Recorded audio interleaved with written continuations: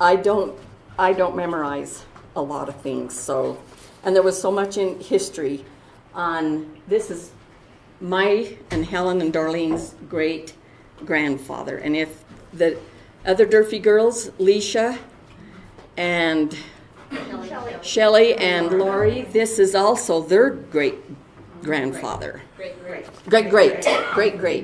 But it's our great. It's our great grandfather and your great. Okay, so this is how we're all kind of connected here. So, but this is Myron Bushnell Durfee. He was born December 22nd, 1832 in Lincoln, Vermont, the oldest son of Francilio Durfee and Marion Jones. When Myron was 8 years old, his family was converted to the gospel of Jesus Christ of Latter-day Saints, and the family moved to Nauvoo, Illinois. When Myron was 13 years old, living in Nauvoo, his mother gave birth to a little sister in March of 1845. That following September, just 6 months later, while Myron's father was away from the home, the enemies of the church came to the Durfee home and forced the family out of their home and burned 175 homes in Nauvoo. His mother, still weak from the birth of her baby, caught pneumonia and died 3 days later at the age of 36. A motherless family of 5 children, ranging from 6 months to 13-year-old Myron, left Nauvoo with their father in the first winter exodus west in 1846. That following June, as they arrived in Council Bluff, Iowa, Myron's father was called to fight with the Mormon Battalion by the President of the United States to defend our country against Mexico. Myron, being the oldest of the children, was now responsible, along with the other members of the Saints, to look over the rest of their little children as they crossed the plains. Upon arriving in Utah, the family settled in the Salt Lake area. It was here when Myron, now 24 years old, met and married Lerona Eliza Cahoon. And this is her. Lerona Eliza Cahoon was born in 1838 in Adam-on-Diamond, Missouri, to parents William Farrington Cahoon and Nancy Miranda Gibbs. When Lerona was 4 years old, her family then too moved to Nauvoo, Illinois. Her father was a carpenter, and he was called to help build the Nauvoo Temple. Joseph and Hiram Smith were murdered when Lerona was just 6 years old. Her family grieved over the death of the prophet and his brother, as they were first cousins to Lerona's grandfather.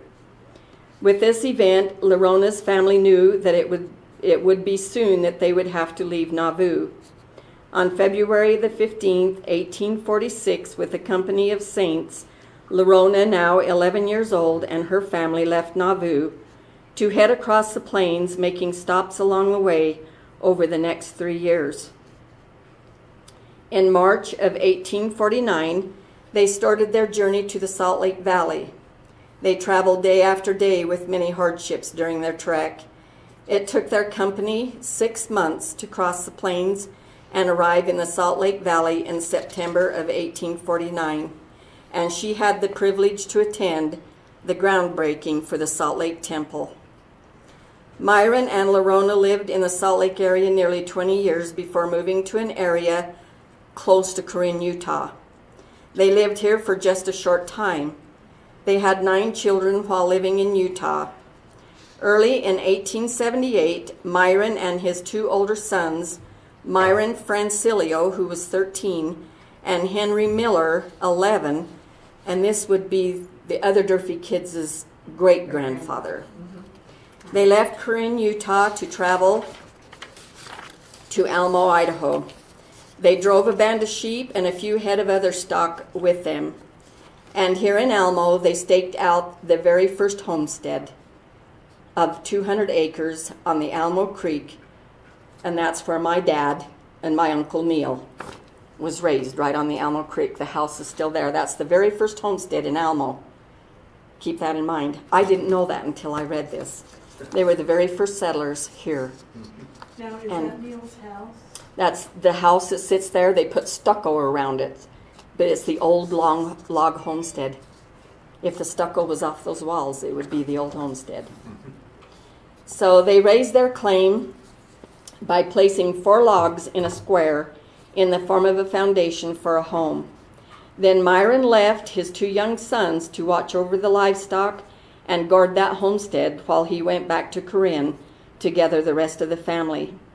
The only other person living in this Alamo Valley at this time was an old hermit by the name of Jim Sage, who dwelled in the mountains east of Alamo, thus the Jim Sage Mountains that we call it today.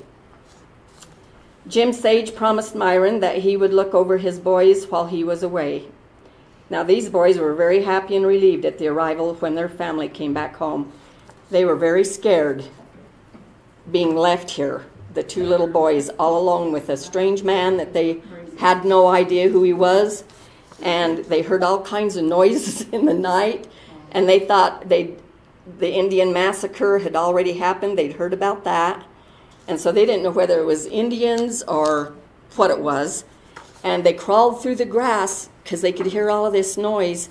And they crawled through the grass to find that their dog had got caught in a trap that they had set for coyotes. They were relieved to know that it wasn't the Indians. So these 2 little boys were very happy when their family finally arrived. And when they all got here in Alamo, they lived in their wagon until the family built their homestead. The homesteads then were very humble dwellings built of logs with dirt floors and roofs, with burlap sacks or animal skins to cover the windows. Just imagine this. Is that, I mean, it is crazy how coming across the plains and then come and they have to dwell in a little dwelling like this. Myron was 46 years old with a family of 9 children and the very first homesteader to arrive in Alamo with only the help of his own family to settle this homestead. And then another 2 sons were born to the family in Alamo, with the youngest being my grandfather, Lacey Eugene Durfee, I and Helen and Darlene's grandfather. He arrived 4 years after they moved to Alamo and homesteaded Alamo. He came 4 years later, born 4 years later. Myron knew the importance of education, church, the need for a general store and a post office for the settlers coming into the Alamo Valley. He gave 40 acres of his homestead to build the first school, the church, the general store, and the post office. And this right over here is a picture of the very first store, and it resided over by Uncle Neil and where my dad was raised, in that field just north of the garage there. And this was the very first store. That is a picture of Myron with the mustache, and then some of the, and it says Leslie Durfee and Harold's Durfee, and I don't know, I couldn't research who that was. It's not his boys. It's just some of the other Durfees when they built that store. So that's a picture of that. This here is the very first church. It was an old log building. And does anyone know where that was erected? Kent. If you go over to where Gary Jones lives, there's a corner of just, if you go across the road from Gary Jones's and to the south, there's a corner there, a fence on the piece that goes up over the hill. Anyway, it was right on the corner of that property. That's where the first church was built. Okay. If you go out there, you can still see some of the stuff out there that's was left. Okay. And then we were told, and I don't know for sure if this is a fact, but the little log building that is next to our log building down here, that's right by Jim Lloyd's house, they claim that that was the old log church, that they moved it there. And they cut it in half. And they cut it and made it like this was a long building. They cut it and made it like an L, like it is today. That's what we have been told. Does anyone else know if that is? I don't know if it's true, but I've heard that very same story, and I don't know the source. Yeah, that's what we have been told. all our life, is that little log house was the old church. Yeah, Jim Lloyd. told us. Mm-hmm. So I do think that it must be. That's probably The true. windows are. So anyway, but that's the first log church built in Almo. And let's see. Okay, so then he felt the importance for all of these things in order to settle Almo and give the people the needs that they needed. Myron owned the first general store in Almo, supplying the settlers with all their needs and supplies. And you can see in this picture all the harnesses, all the barrels, all the lanterns, the old stoves, the old pot-bellied stoves. All of that used to be. In front is a washing machine. Yeah, a little washing machine, and he made sure that everybody's needs were met because they couldn't get out of the valley that easy. Yeah. So That's a lot of money in inventory. That's amazing. you would know, Janice. Back then, and hard to get here. They used to go to Kelton and get their freight with wagons. They'd go to Kelton, Utah. The trains would come into Kelton. They'd go to Kelton to get their supplies and bring it back in with wagons. And so probably that's how he got his freight, was through the trains in Kelton. I would imagine that's what they're saying here. So he was the first postmaster and also the very first bishop of the church. And this little log church was built in 1880. The family worked hard to develop their land and help build the community of Almo. They were very strong in the church, having family prayer morning and night, studying and reading the scriptures daily. There was always music in their home, and Lerona loved to sing as their sons played various musical instruments. Lerona followed the sheep herders and gathered the wool from the fences and washed and carded the wool to make lovely blankets all by hand. The family raised their own vegetables and fruit and had their own chickens, cows, and pigs. Along with hard work was the fun times together. Dances were held every Friday night. Lerona arose very early on those days to prepare the refreshments which she served and sold to the young and old who went to these dances. I heard she baked 40. Oh, is that what you've got? People would leave the dances at midnight and go to her store. So they come over here, and that's where she served them. Where did they have the dances, Judy, do you know? Huh? Where did they have the dances? You know, I think they're on the upstairs of the That store. wasn't there. I don't think that store was there yet. I'm wondering if it was in the church. I don't know where the dances were held. Church wasn't there either, unless they Well, went this to the little old log church. church. Like this church. I remember. In this church, maybe. Yeah, probably. I remember somebody said they had an open floor out there by the pool and stuff, a floor Maybe it was just outside. I never found any history as to where these dances were held. 'Cause I thought I never did ever Jesus, find. they were saying They used to, do that. years ago, have dances in the top of the Tracy store back in the day. But that was back in my dad's Yeah. time, Right. your parents' time. It was on later. Right, that would have been later. Yeah, Bill. Mother said that they danced when they was building that house behind the store. When they first built that, they just built the floor and they would dance there before they built the rest of the house. That's maybe what I heard. That's probably what it was That then. makes sense. That does make sense. When the weather was good. So, well, I don't know if they danced in the wintertime, but here she said they held dances every Friday night. And she prepared refreshments and sold to the young and old that went to the dances. People would leave the dances at midnight and go to her store. Here she served large kettles of soup, cookies, and pies. And she actually would bake 3 dozen pies before every dance. Can you imagine doing that? She had to love that dancing crowd. I don't think I could ever do that. 3 dozen pies and a wood stove. Yeah, all on a wood stove. Exactly. Right. Oh. Yeah, that would, back in the day, and firing up the old stoves and keeping them pies baked. I couldn't bake 32 pies today in my oven. I wouldn't even want to. So, yeah. Lerona lived a long and fruitful life, raising 11 children, although from the years of 1892 to 1901, in a span of 9 years, she buried 4 sons, ages 33, 31, 21, and 17, along with a young grandson and her husband Myron at the age of 64 to typhoid fever that swept throughout the community of Almo. These were tough years on Lerona, and when her husband Myron passed away, she remained in her home with 3 unmarried sons.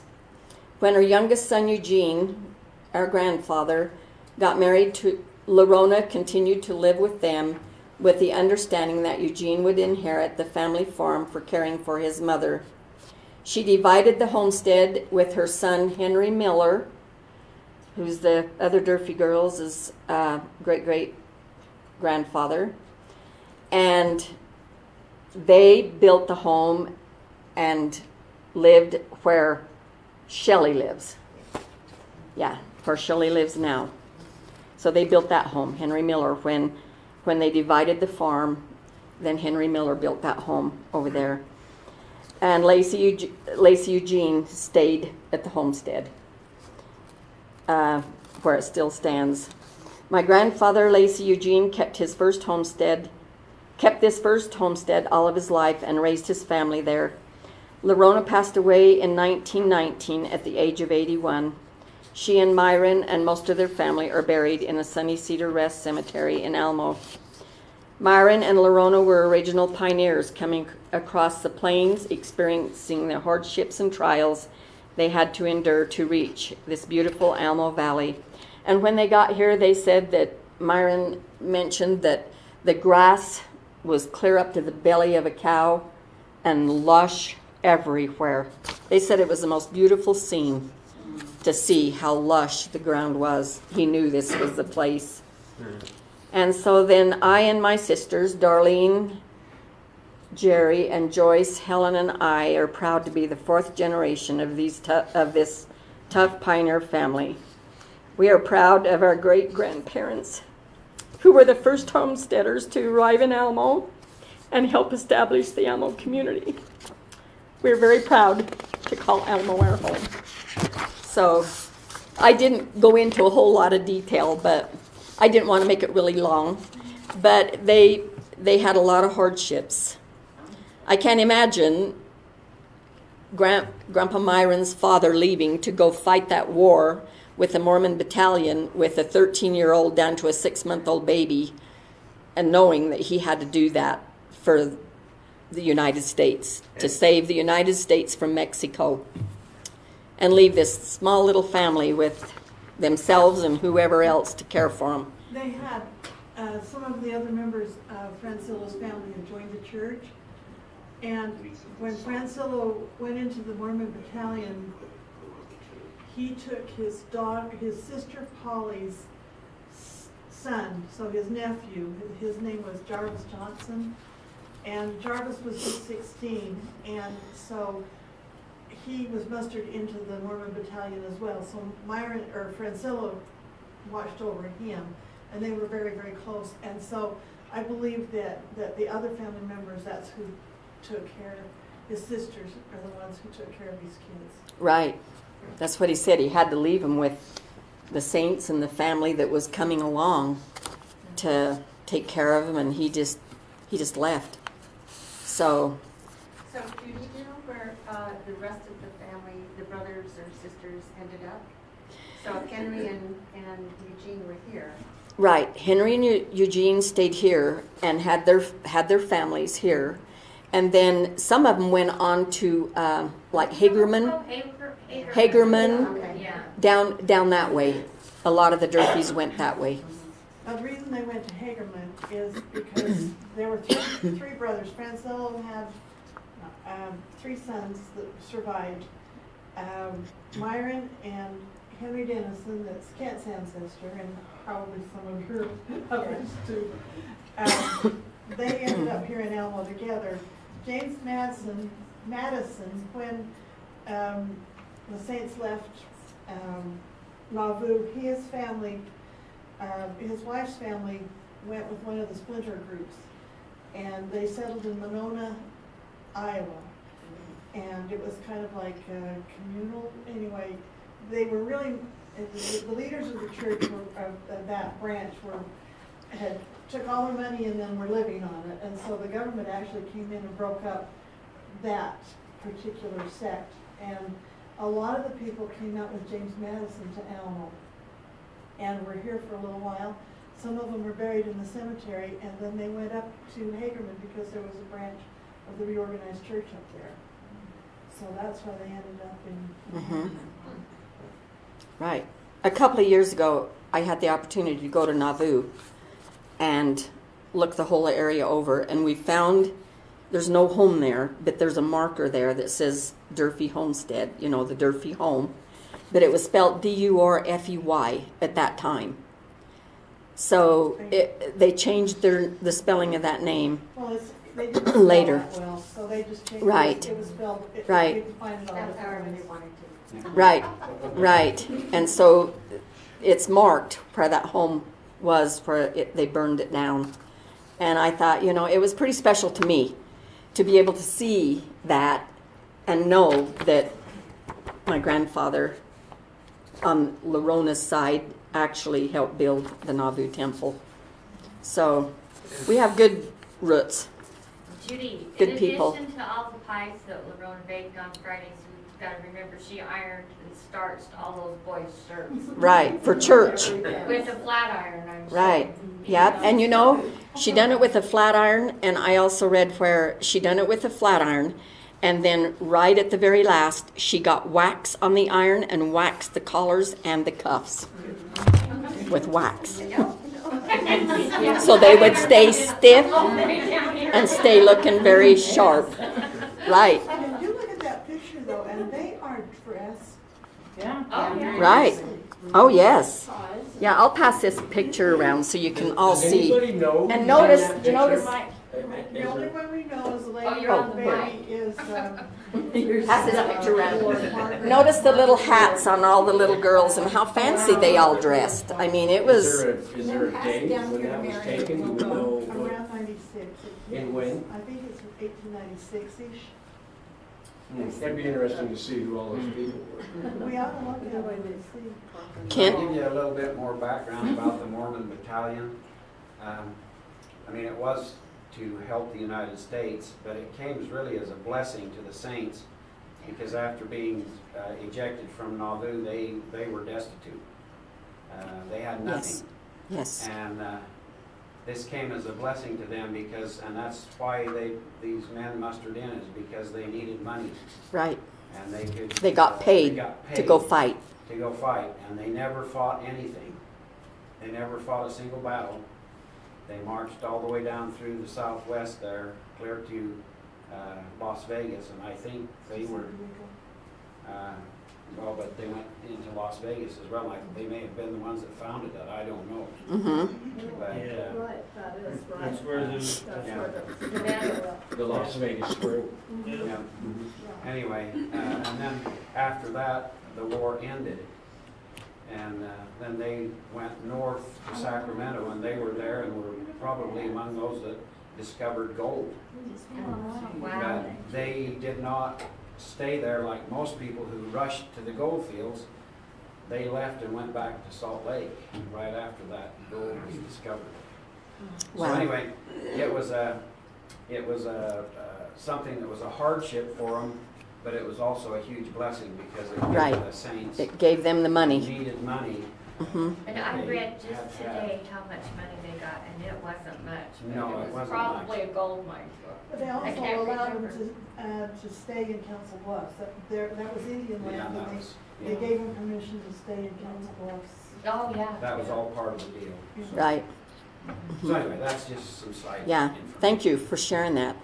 Does anybody else have anything else they want to add, Lori? I just want to say how I know.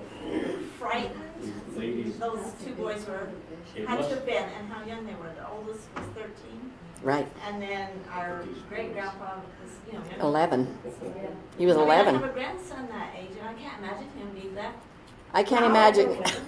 But, you know, was it in March or something? this had to I be can't very- imagine the father feeling comfortable about leaving him there without a home, without anything. They never even had a home, nothing. Look at that. Do you know anybody? I don't know. And I don't know how many days, it doesn't say how many days they were when they went back to Corinne Wall. to get the family. It couldn't have happened in just 2 or 3 days. I mean, they had to come with the wagons from Corinne. That's clear down by Tree Mountain. So it had to be a while. That's probably why when they moved into and So,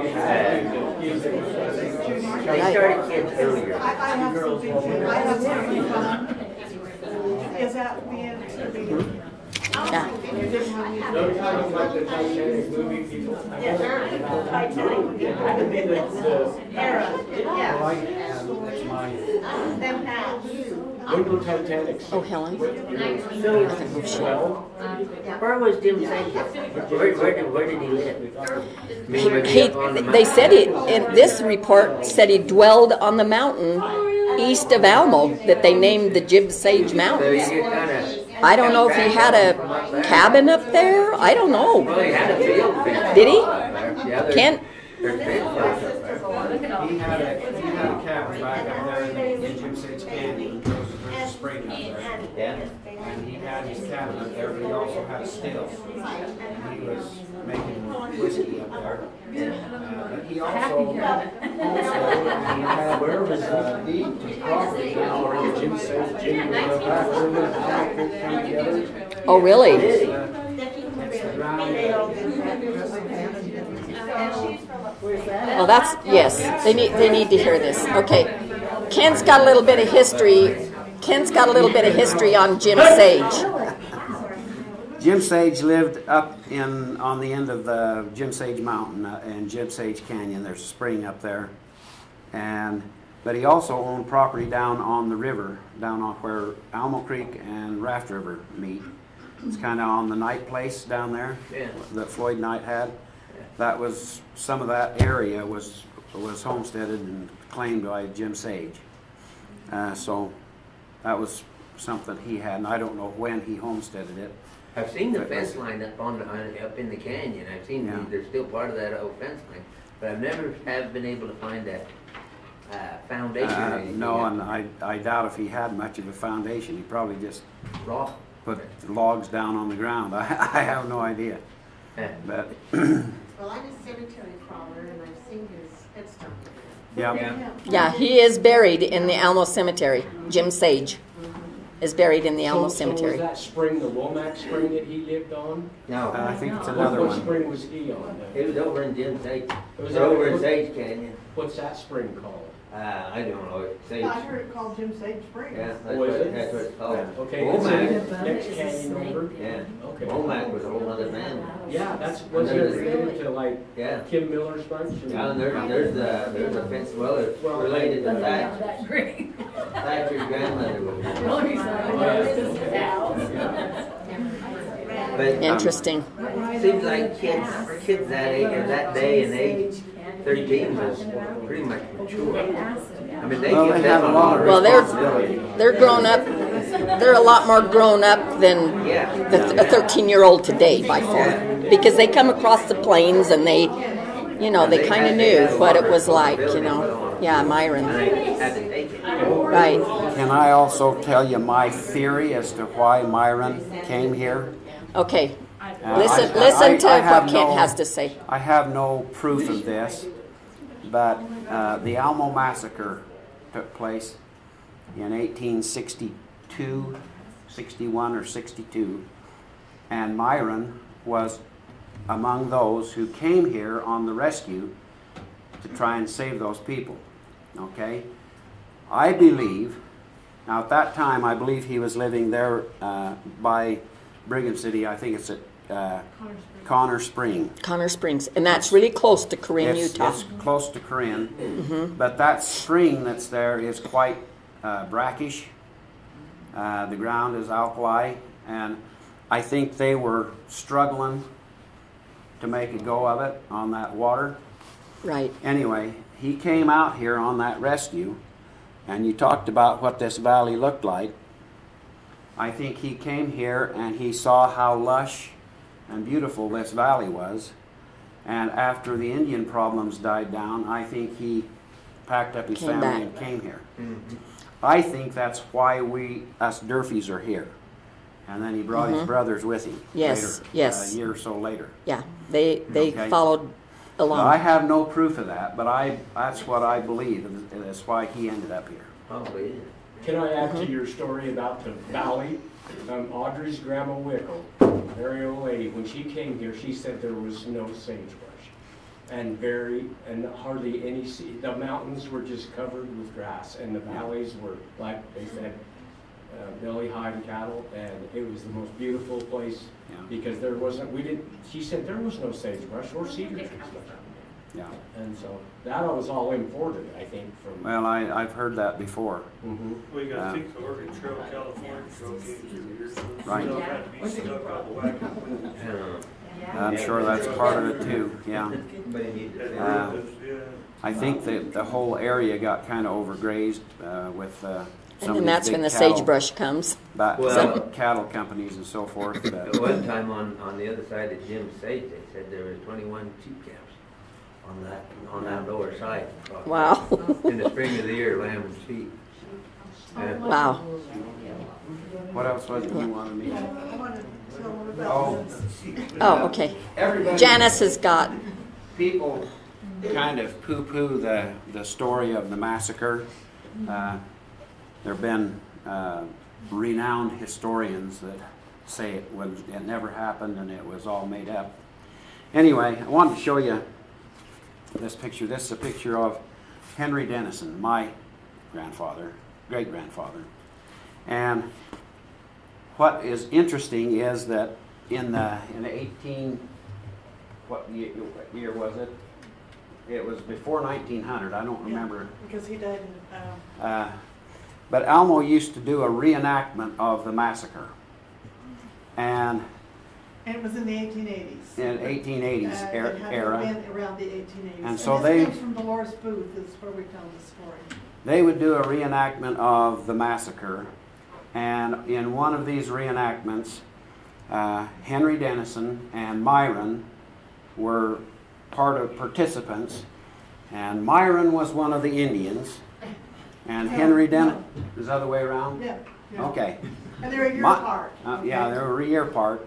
In Brothers. other words, Myron Brothers. was the settler, and Henry Dennison was one of the Indians. Okay, I'll get this straight. She knows the story better than me.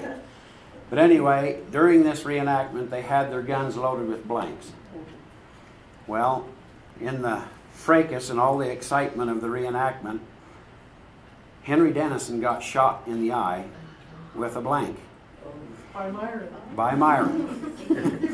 And if you look at this picture, you can see that he has one eye that's a little different. Amazing. So that's kind of proof for us that this whole story about the massacre is true, to some extent at least, because they were reenacting it way before 1900. And so anyway. And Judy Teeter came out from Brigham City. He was a really prominent man in Brigham. And he came out to, well, I can't say they came. In 1926, we found a copy of his talk. And he is giving a talk at a commemoration, and he's telling about the animal massacre. And he was a boy when it happened, and he could remember the rescuers going out and the survivors coming in and getting help. And he was really interested about it, and he kind of researched it through the years. He came out to Almo on school business. He was over, they came out of Brigham, and so he was over the schools here, and he came out to supervise them somewhere around the 80s. 1880s. And we found 2 or 3 places where it talks about Mr. Durfee, anyway, in his talk, and somewhere else we found it too. Anyway, in his talk he says, Mr. Durfee and Ezra Hanks and Cutler, who was the sheriff of Brigham City at the time, or Box Elder County at the time, some of them came out on the rescue. And he deliberately talks about Mr. Durfee coming out here. And Kurt is the one who verified that it was your grandpa. Myron Bushnell was the one who came out. And somebody else, they were trying to discount the massacre, and they said, well, Mr. Durfee was here in 1862 and in 1880, and that just couldn't happen. And it's like, and so that was his proof that nothing happened. Well, he was here on the rescue, and then he came here to live, so yeah, that's why he was here. Two times, 2 different times. He come in 78, didn't 78. he? Yep. Well, when Arlington put in that Roseland arena, do you remember that, Doug? They dug up, remember the guns? They found some old Yeah, they did. guns. Oh, did they? Yeah. Yeah, they found some rifles. Yeah. I didn't know that. That's weird. Huh? Yeah. When they plowed that up to disc it up to make it a Yeah. rodeo arena. Really? Yeah, and they did research They on turned those, them it was up. like dating back to, They had some kind of a battle right in there somewhere. Well, back in those days, you didn't lose your rifle. You didn't lay it down. Probably did if you laid your rifle down. You know, there's another little tidbit about this valley and the Indian problems, that there were several wagon trains that were burned here. I thought there was just the Alma Massacre. Yeah, but that it's there were not. several. Was it the Bannock tribe or? I'm not sure. There were, northwestern Shoshone, some Bannock, and some Pike. Out of Wyoming then now, that's. Anyway, we found a history from, was it blacks? About coming out here to get the iron. I think it was blacks. They're some of their ancestors. No, it was a bunker. Anyway, the story is that this valley was a major source of iron for the Salt Lake area to fix their wagons, because they'd come out here and gather up the iron that was left after the wagons that were burned out right in this valley. Wow, interesting. So, I mean, Yeah. Well, it's probably like robbing the interstate, you know. I mean, think of the travelers coming through this junction here, you have and their to, gold and their goods and their food and everything. you have to recognize what the Indians were up against at the time. Those Indians were living in really difficult situations at their best. They were starving in the winter and etc. And when these immigrants started coming through with herds of cattle, it was a whole lot easier to kill a cow than it was to go run down a buffalo. Right. And they simply saw it as a way to get food. And you know, you can't really blame them. Well, and if you go back in the history of Francilio, which is Myron's father, they came into the Salmon area and built Fort Lemhi. Fort Lemhi. And so they lived there, prospered there. That was a beautiful valley too. But the Indians, they saw them grazing with those cattle, and they didn't like it, and they attacked them and forced them to leave. Instigated by Johnston's army. Right. Johnston's army put the Indians out to going and stealing their cattle. And because right. And they finally, Francilio and all of them, after they built that fort, part of that fort is still there. Helen's daughter lives up there, and her ranch overlooks Fort Lemhi. So we got to go see that. It was really cool to see. Judy, Yeah. that writing that was on Camp Rock, somebody told me that Aunt Ethel had a full picture of that. Oh, she probably did. Who would have that? I mean, Her- you can't even see it now. Her son. But I would like to know what that. Her grandson. We, the mixed tribes of the Clear Creek Indian Reservation, Wood Yeah, Street, something here. I'd like to know what they was writing. Jan's got a picture that's a lot better than what anybody else I seen, but it's still hard to make out. What it says. Supposedly Aunt Ethel had it all. Mhm. Right, on the camera, in the actual police, it's right there. Oh, yeah. Attention, Yeah, you please. can. Attention please, we the mixed tribes of the Clear Creek Indian Reservation wish to express here in the city of Rock, how do you, in the city of Rock, chief something, and that's just, and it's just all degraded off because it fell off, but I think Aunt Ethel, in her photographs, I think Grandpa told me that she had the full writing of this thing.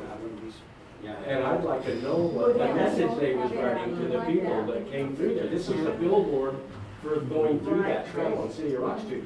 And it says attention to That's all you. Camp It Rock? talks about the mixed trial. It's Camp Rock. It was written on Camp Rock. On the East side. east side, just off the road. Yeah, on the east side. And I think that's great. Yeah, that's it later. That's the one they paid back then. But that's very interesting. Yeah, I remember that, because you can't see any of that. It's all about it, but I'd really like to know what that message was. Clint Lloyd said that his dad, and I don't know how it's spelled, but anyway, Clint Lloyd was saying that the story he'd been told was it was a half-breed trapper who had written that for the Indians. Anyway, Why does it say we the mixed tribe of the Clear Creek Indian Reservation? well, by that time they were Paiutes and You think the government gathered them up and said, okay, you people are going The over Indian, here? it says reservation. So that probably Wish was, maybe to- like you say, these people like, could have been, what was the Paiutes and Shoshone Some and chief Blackfoot, might have been a Who group lives on on the, the, I don't know if it was the Blackfoot. I don't know. wasn't that. Blackfoot were kind of a tribe that had a hard time with the Shoshone. Oh, they didn't get along. Yeah, they were in. Well, so the Shoshone and what was it, Paiutes? Well, thank you for coming. Thank you for coming, kids. Don't trip over all that. Before Doug leaves, It's getting better. they Oh, say- before Doug leaves, Bill's they going. say that grass was up to the belly of a cow. I don't doubt that. Back then, compared with the cows nowadays, the cows nowadays are 3 times as big as the cows back then. That's probably true. You're right. And there's pictures to prove that. Right. You Right. didn't see any 1,000+ cows back Those then. 800-pounders, weren't they? And they run the steers till they were 2 or 3 years old, so they'd grow big enough to sell. To do something with them. Right. Right. Thank you, Doug. You guys be safe. Anyway, okay. So this concludes our presentation, and Bill's going to be giving his history on my other great-grandfather coming up next week. So that'll be very interesting. Next week? Next Thursday. Oh, okay. Next Thursday. You got 1 week. So that'll be very interesting too. So come back, and because he was big in the Alamo Valley too. William Jones. And you're related to them. Through my mom. Through my mother. Yeah, but the relationship was which sisters? The Nicholas? The Nicholas sisters, there was 4 Nicholas sisters come into this valley. And they all married 4 different guys in this valley, which made us all pretty much related. Again. It's pretty close out here. Yeah. Right. So anyway, so come back and listen to Bill. It'll be very interesting because Grandpa William Jones had really interesting history as well. Thank you very much. Thank you. Thank you.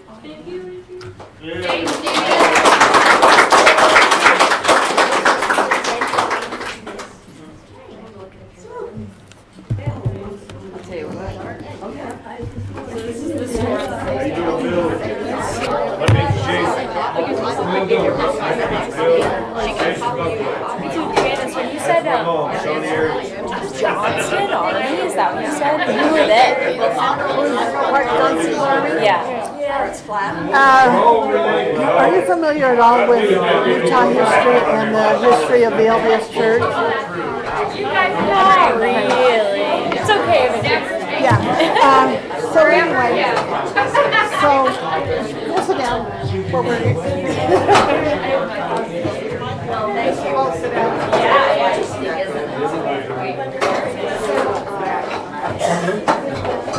Mary.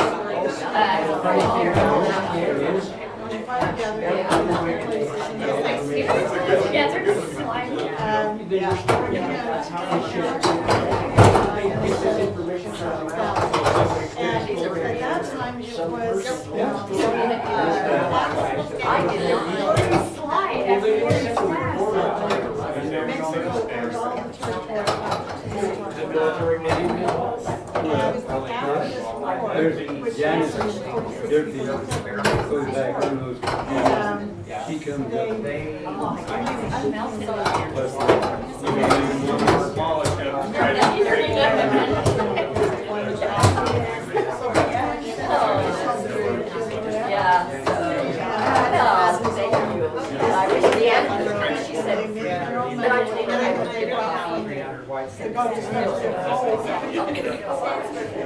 In California, and so I told them they never celebrate holiday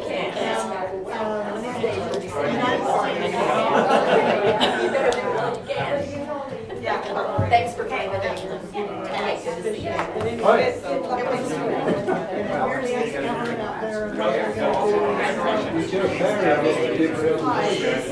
Well, it's good seeing you. Good seeing you, Shelley. Take care.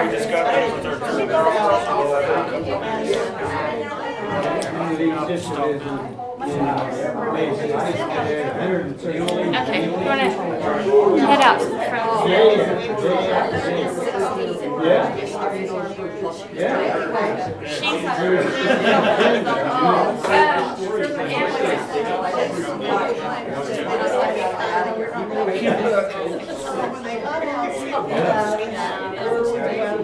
Thank you, Bill. For a second.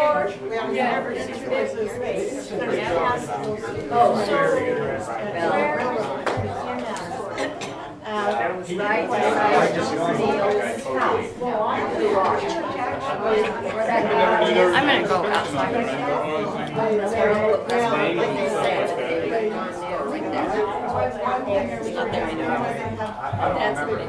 That's a picture of it right there. So Janice has making this. You know, there's a picture like That's my store like this in Prospect. No, that was that Almost.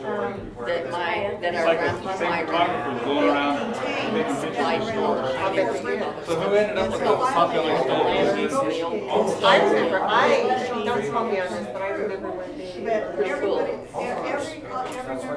Yeah, he opened up. Well, there used to be one in Delphi and Yes. first bishops or something? He was the first bishop of this little log house, which sits on our property in Albuquerque, This right down is here. the original church. But anyway, they all left. That little house that's in the pasture. Few animals with them. They made it into an L.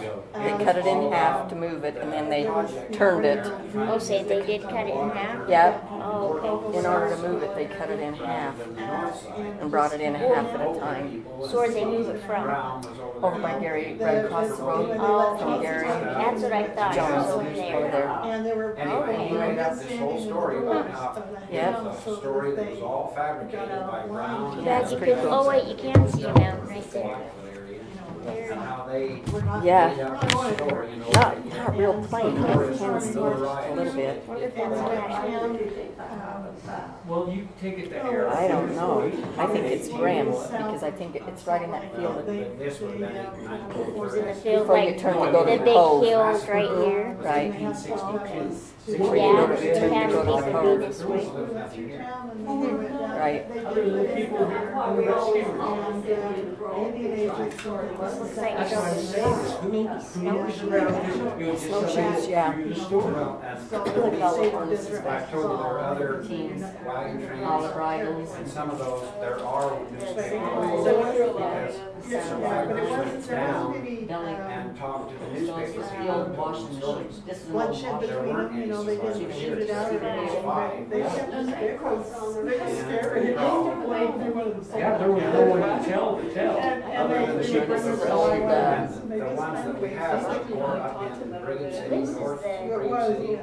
piece that's out there. The people that There from was, this there was a massacre big. went I don't south know There were if it is. big, Check there it were out and see. 20 men They're who south had of taken their families up there, but up in, by North Salmon. Korean. And they had set up what they called. But anyway, sanctuaries, it's and they big had like controversy, 300 cattle. We- And Johnson's army didn't We have actually food had a lady because all their supply that wagons came had in been burned. and she had So, a cadaver dog They talked the mountain men, and Johnson's soldiers talked the we mountain men in to got get the permission Indians from to go get Tracy's these cows to for go them. down around And that fence. so there ended up being, Openings there would were, let us in on that they property. attacked, and I mean, these were But- people that. But we took that cadaver dog down the And fence it and ended up that with an dog Indian attack, and hit on there were a couple of 3 or 4 spots people along the killed fence. in the initial And attack, and The then lady two of was, the she men was, were he's activists. real Anyway, interested they in went to that get ground help out when they in were there. killed. Over in yeah, well, that's where that was supposed to be. So it was too I many told sneaked her, I out said, and I have a covered with theory. darkness, And this is and another it theory. was all late, and they ended up in Take it for what it's brought teams worth. of wagons. But I know that there's probably a lot of rifles and so forth, and they tried to do this out. This area. Yeah, I don't want to hear about history. Well, Yeah. Thanks for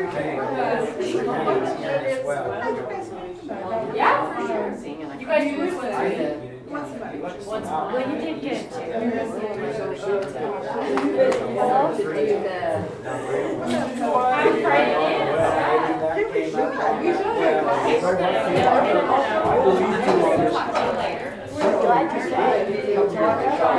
Yeah, the pies are key.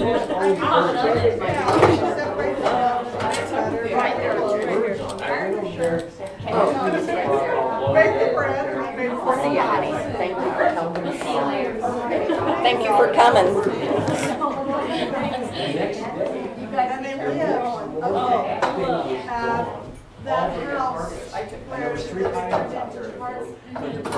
The shop. Or the mistress. Okay. I couldn't believe that. Interesting. That's really cool. lived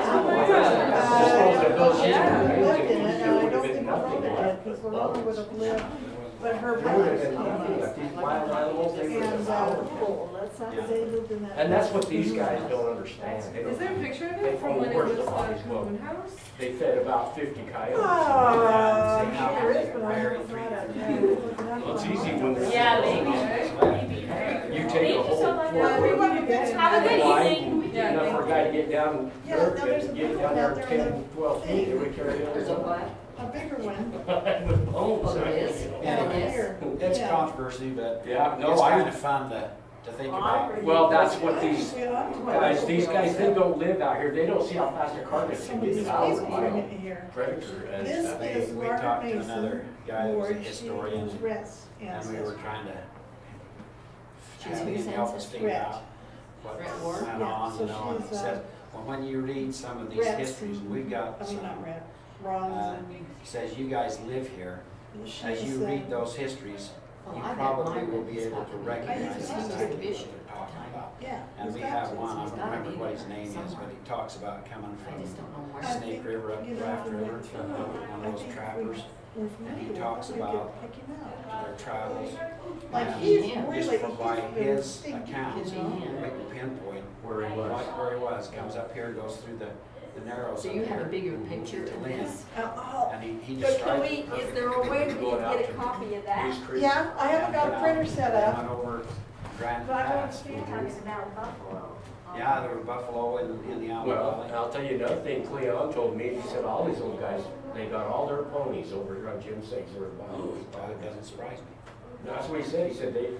He said they went over there and they run them up. They had one box canyon up there, and I don't know where it would have been, but they would run them up there because they couldn't get out, and they had a fence, a temporary fence, and they'd run them up in there and close the gate, and they'd look what they wanted. And he said those little ponies, they were little, but he said they were so wild. He said, but once you broke their wild spirit, he goes, those were the best. They could go forever. Well, he Don't you? he had an Uncle Oscar. Yeah. Uncle Oscar and Grandpa Reuben and some of them. Yeah. And my dad told stories of it. There was, well, that one horse he had, he trained too, that race horse he had was a Mustang. He got it over there. Yeah, he said when they needed horses, they all got He together. said that they were really, he said they weren't stumbly, they were. Oh, yeah, Sure-footed, sure-footed, yeah. Yeah, well, Jan's got stories about some guys, Chick McBride, and I can't remember what the other one was. But anyway, they were young, like 20-year-old guys, and they would rope Mustangs, and they'd throw saddles on them. And get on them. And get on them and ride. That's what Grandpa said. He said, And they'd ride them, and if it worked out that they liked the horse, they'd keep it, and if not, why, they'd get off of it, rope another one. That's what Grandpa said. Boy, they were tough, you know. They were tough old guys. I can remember sitting on the trail, I was just a little girl, and Dad would get on those horses, Oh, yeah. just scaring me to death. Mhm. I knew he was going to Squeal and kill buck. me. Oh, They were wild. He said, man, they were wild. He said, but once you broke them, he said, once they lost their fight spirit, he said, man, they was the best they could. He said you could ride them all day long, and they never Oh, yeah. stumbled or tripped or Yeah. nothing. We had an old horse that Dad always said was a Mustang, and we called him Old Bally. And he was a good old horse. Dad always rode him. Yeah. He could shoot off of him and everything, you know. Yeah. But that old horse, he had an attitude. We'd go out there to catch him, and scared us kids to death. Because he'd go out in the field to catch him, and he'd lay his ears back, and he'd jump right at you. Oh, yeah. You know, we'd all, run. Dad, when he'd go out there, that horse would lay his ears back and come running at Dad, and Dad just slipped the bridle on him. Once he had the bridle on him, why, the ears He would was come up, done. he was okay. I But remember. he always, when you were trying to get on him, you had to watch pretty careful, because he'd stamp his front foot. And he'd stomp on your foot if he could. Oh, try to snipe on you. He'd stomp on your foot, and when you whipped the saddle on, you always had to cinch it up and then go back when he wasn't looking and cinch it up some more. Because they puff up and He'd puff up. Yeah. I remember Grandpa told me that. And he told me, he said, now watch out. That little Shetland would reach right around and bite you when you was trying to get on it. Oh, yeah. But he was a good old horse. He was a good old horse. Oh, that's funny. Well, that was a pretty good deal. There's so much history. Oh, there is, and it's so And interesting. it's sad that nobody knows it. These kids need to know it. These youngsters. Well, most of us, even us, we don't have any clue what those No, I wish you could bring those guys back for a week and just hear the stories. Well, I heard somebody say if it was today, people would never see the West Coast. Nobody's strong enough and brave enough to leave like our pioneers did. Yeah, oh, I can't even imagine. Yeah. Can you imagine coming across the plains? No. The hardship that had to be just traveling in a wagon with all your stuff on a trail that was beat out and grubbed out and trying to bathe in. I'll give you one more. The Bartleson Bidwell Company. Mm-hmm. They were the first group that went through to California. They had no clue how to get there. No. They didn't. It's a wonder they. And all they had were the mountain men, the trappers that had been out here, but they hadn't been across there to California. They'd always go up north, up to Portland area, you know, along Columbia, and so the one guide got them to about in here, or actually he was in Soda Springs area, and turned them loose and told them to follow the Bear River, and then to cut off and go west from there, and they didn't have a clue where they were going. They had no idea where to find water.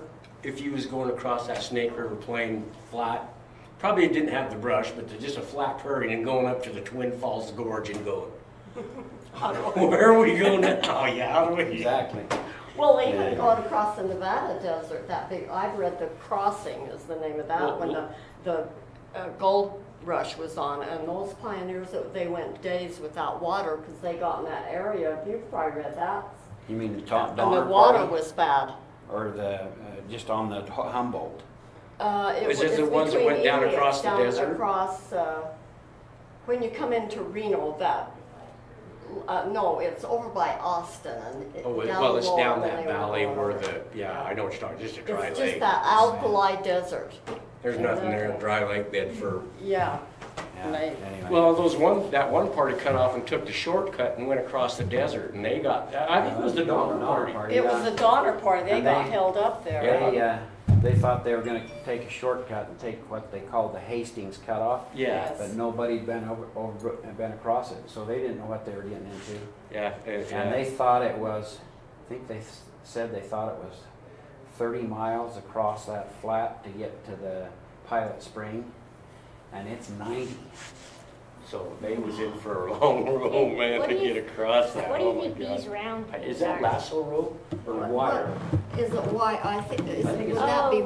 Well, this something is That right looks there. like might be a bridle hanging right there too. This is a frying pan. No, the frying pan. I don't know what those are. Would that be? Judy, what would you say those round things Is are? that lasso rope? He's got a tag on it or something. I don't know, but Maybe see, it this is is a wire. fry pan. Oh, well, that's a fry Because pan. look, it does have something there, like Well, it a probably is. like It probably is a It's lasso. either Look at wire. that right there. Well, it's too small Now for. go look out here on this glass case out here. I'll bet you this is that case. It probably is. I wondered I about bet that. I wondered And you when I look saw at this. that. Look at the harnesses and the bridles and the harnesses. The team set up there. Yeah. Like, I kind of got the feeling that Myron had more of a hardware type store. yeah. He had lanterns and Yeah, harnesses. there's no food there. You don't see a lot of food. It might be a little bit on these I shelves. bet that's ammunition. I'll bet. A lot of ammunition. And doctor, vet, maybe stuff. I don't The know. Eames brothers, see, when they went in, they did more of a grocery, dry goods. Food Well, you type look, store. it's all hardware. Lamps. What Yeah. would that be? Baskets or something? Or I have no idea. but look at the lamps. Look at the lamps. Where is that oval glass case? Oh, that right there. That is what's sitting on top of here.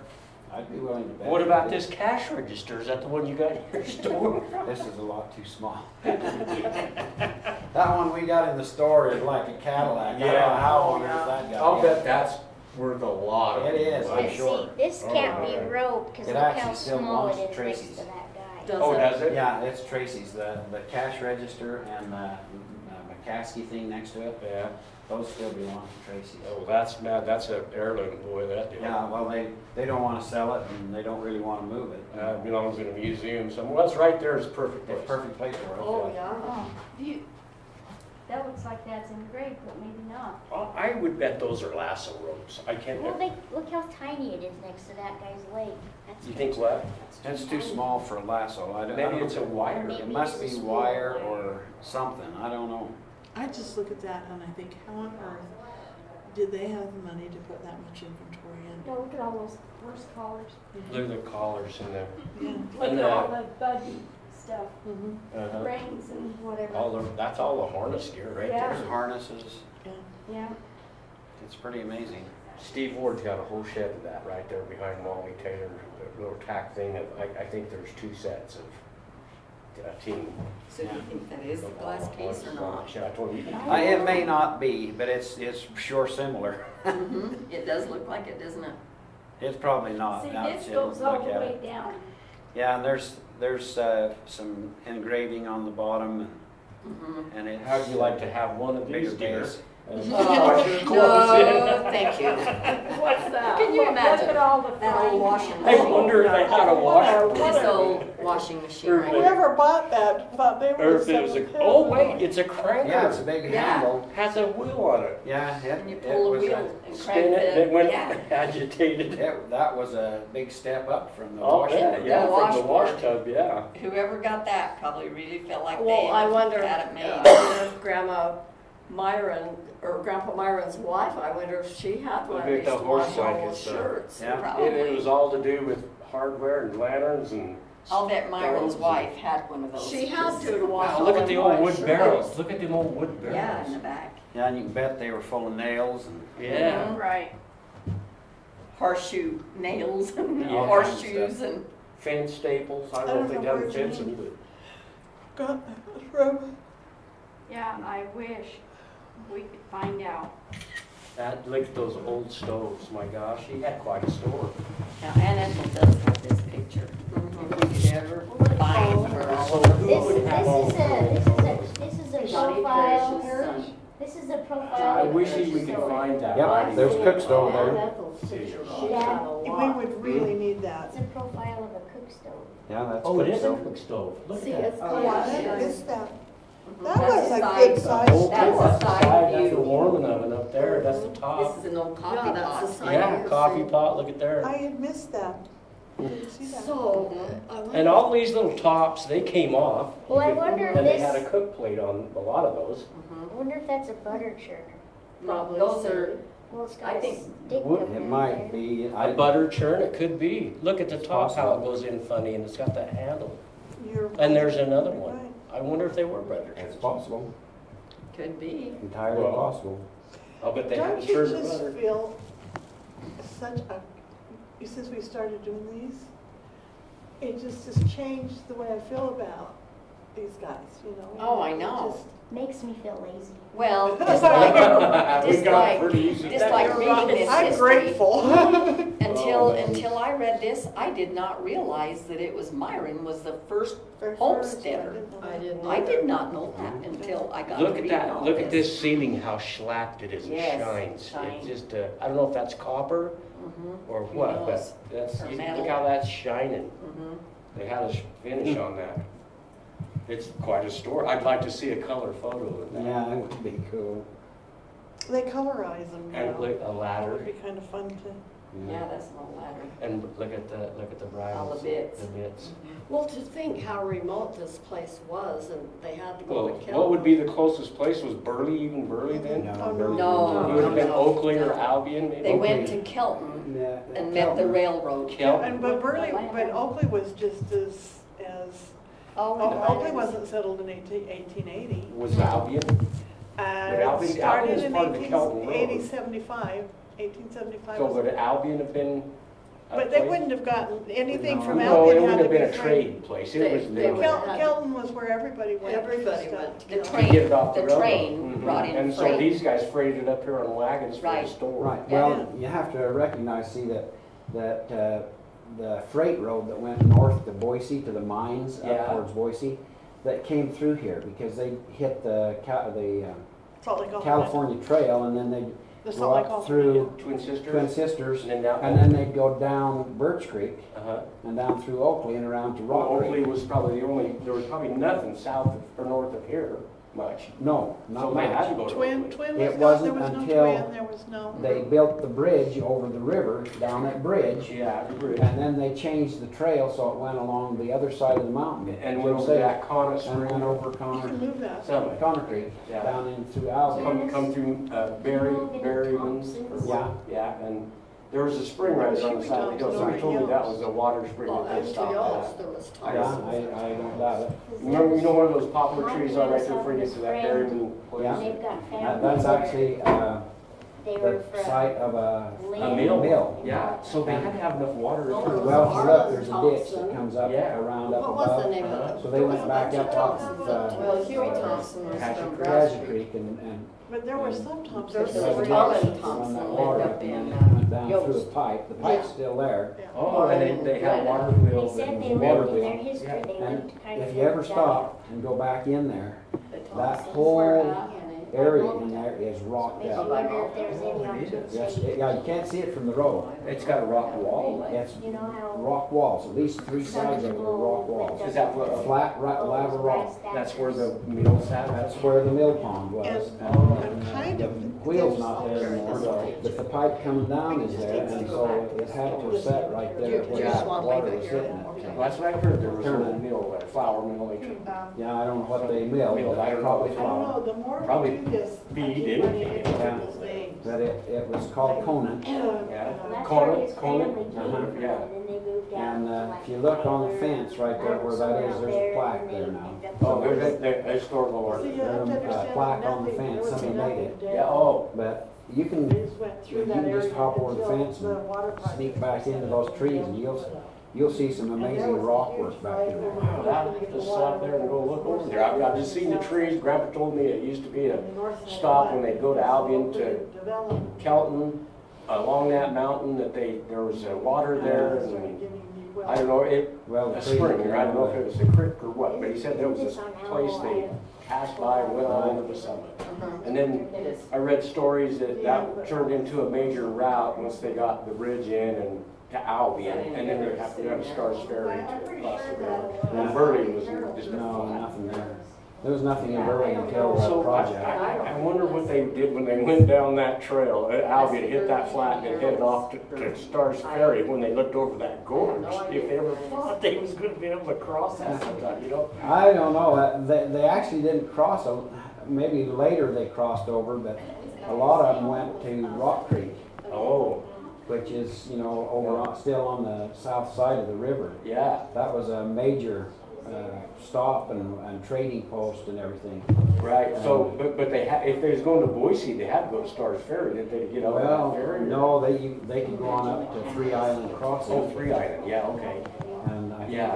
I'm not sure, and there were other ferries, but Mhm. Glenn's Ferry, Yeah. Glenn's Ferry's right there. I heard a lot of stories about them ferries too, of wrecks that they lose. Anyway, It's fascinating. I can't even imagine being.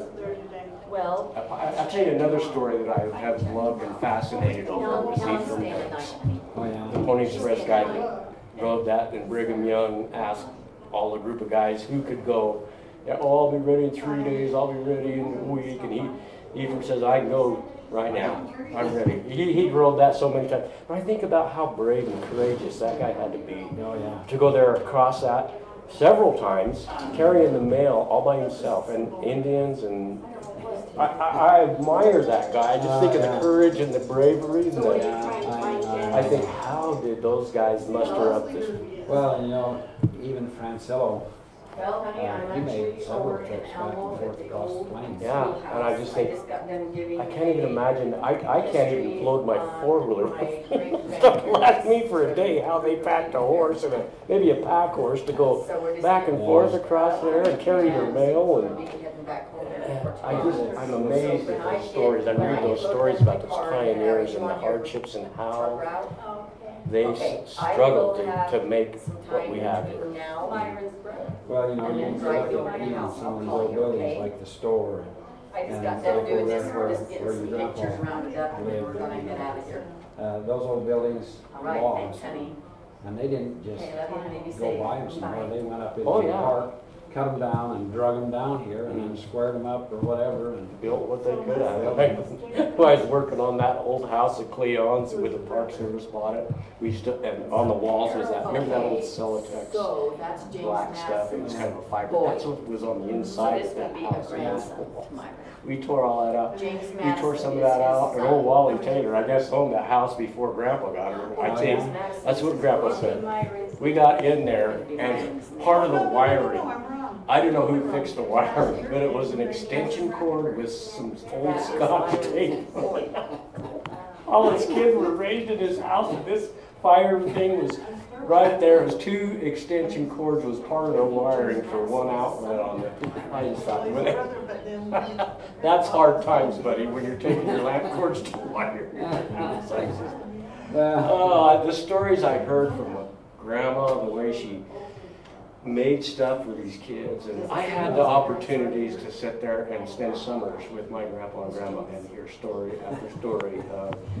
I'd get up at night when I stayed with my grandpa and grandma. It'd be 2 o'clock in the morning, and Grandma's out there in that little house with a little lamp, kitchen table, sewing clothes for the, not, but for my, for mom, our kid, or for Shawnee and one of my cousins, and Grandma's sewing, and she's got her newspaper up there, patterns that she cut out of newspaper, and she'd say, do you want to do something for me? And 2 o'clock in the morning, and I said, like what? She goes, would you want to cut this out? And I'd cut some out for her. She'd just show me how she'd make stuff on it, so I was fascinated by it. And it'd be so late at night, and then every once in a while, you'd see a car coming down a dirt road and she would just turn all the lights off and put the butter knife in and jam at the door. That's all they had to lock it up. And a car drove by, they didn't know who, just kind of, cars didn't come by every night, It was fun. A lot of stories, a lot of good memories. No. That's in the past. See, we're Myron. This is Myron Francilio, and that Harold's is Myron Francilio's son. So these are 2 grandsons. Wow, look at this. That's the California Yeah. So who's this dude? It doesn't say on this. Okay. No idea who that is. Makes you wonder if this is grandsons. And maybe this could be a son. All these trails, right? Can't you see this? Oh yeah, and most all of them came right through this area. Everything. Everything did. There was just one road right where we are, right here. Yeah. Everything came through here. It was kind of a bottleneck. Yeah, I didn't notice that. All the trails would be. Oh yeah, yeah. Yeah, Sadie, how all these trails go right into Alamo. Well, there's the Oregon Trail, the California Trail, Salt Lake Cutoff. Yeah. And then after the railroad went through, then it was a freight road that went north to Boise. Road right through here. I never knew that. You know what? I need to bring that book over. I was going to bring it over. That is his son. I've got to put Harold Bushnell Durfee as a grandson named. This one here is Leslie. This is James Madison's boy, and this is Myron Francilio's boy, Harold Bushnell Durfee. So it's Harold. That's even got a cutoff across the desert, Kent, on this one. Yeah. That's amazing. This is the one that on the part took that they held up on.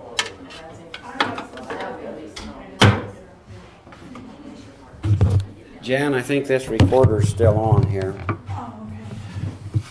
So it's caught all of our Conversation. I can cut it out, but I don't know if